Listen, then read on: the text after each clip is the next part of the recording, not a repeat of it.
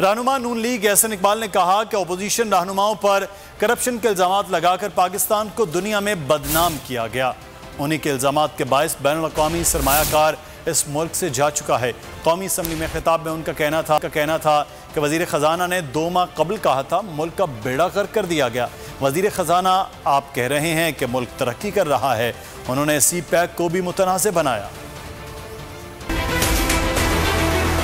इस हुकूमत के पास सिर्फ एक ही प्लान है, गालियां निकालो, तनकीद करो, NRO नहीं दूंगा, उसको जेल में डालो, उस पे झूठा मुकदमा बनाओ। जनाब स्पीकर, नेगेटिव थिंकिंग से मुल्क नहीं चलते। इन्होंने मुस्लिम लीग नून की किरदार कुशी में पाकिस्तान की किरदार कुशी की। कल सेनेट के अंदर उन्होंने फरमाया कि ये जो है मुल्क अब तरक्की के रास्ते पे चल पड़ा है। ये वही वजीर खजाना है जो 2 महीने पहले कह रहे थे कि 3 सालों की पॉलिसियों ने मुल्क का बेड़ा गर्क कर दिया है, और अब ये 2 महीने बाद हमें जन्नत की तस्वीर पेश कर रहे हैं।